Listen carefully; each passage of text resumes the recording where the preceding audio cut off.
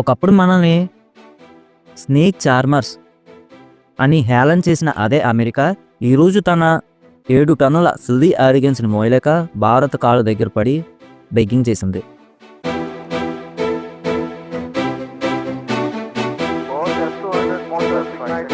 అగ్రరాజ్యం అనే కలలు కనే ఆ దేశానికి ఇప్పుడు తన సర్వైవల్ కోసం మన బాహుబలి రాకెట్ ఇచ్చే చారిటీ భిక్ష ఆ దేశానికి కావాల్సిందే. This is not just a launch, this is the deadly slab on the face of western ego.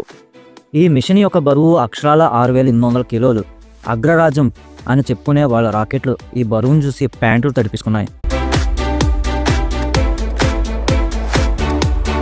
కానీ మన రాకెట్ LVM-3 బాహుబలి ఆ 7 టన్నుల డెడ్లీ వెయిట్ని ఒక ఆట వస్తువులాగా గాల్లోకి ఎగరేసుకుపోయింది.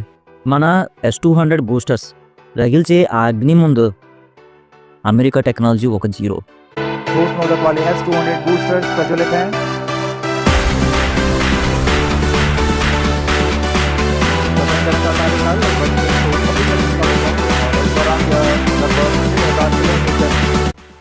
వాళ్ళకి అసాధ్యం అనిపించింది, మనకి child's play.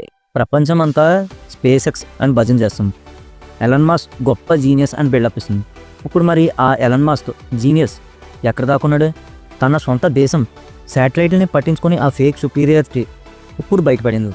Space X rocket ఆ ఇరుకైన గదుల్లో ఈ భారీ శాటిలైట్ పడవు. ఆ కెపాసిటీ వాళ్ళకి లేదు. మన ఇస్రో దగ్గర 5 మీటర్ల వెడల్పు ఉన్న సింహాసనం ఉంది.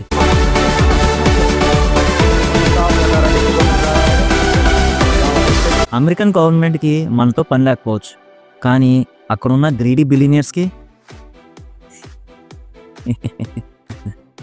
వాళ్ళ డ్రీమ్ ప్రాజెక్ట్ బ్లూబర్డ్. ఆకాశంలో నెట్వర్క్ మాఫియా నడిపించాలనే వాళ్ళ డర్టీ అంబిషన్కి మన ఇస్రో దయ కావాల్సి వచ్చింది. అమెరికా తమ బిజినెస్ని కాపాడుకోవడానికి భారతదేశం ముందు నీ డౌన్ అవ్వక తప్పదు. ఆకాశంలో వాళ్ళు కింగ్స్ అని ఫీల్ అవ్వచ్చు, తప్పులేదు.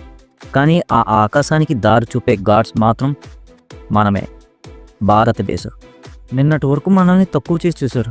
ఈరోజు 7 టన్నుల భారాన్ని పట్టుకొని మన గేటు ముందు క్యూ కట్టి నుంచున్నారు. బిజినెస్ వాళ్ళదే కావచ్చు, కానీ రూల్ మాత్రం మనదే. The world just a witness, but India is supreme destroyer of egos. America అహంకారాన్ని ఇస్రో పాతాళానికి తొక్కిసిందా లేదా కింద కామెంట్స్లో తెలియపరచండి. అలాగే ఇటువంటి వీడియోస్ కావాలంటే మన ఛానల్ని సబ్స్క్రైబ్ చేయండి. నేను ఫణికుమార్. జై హింద్.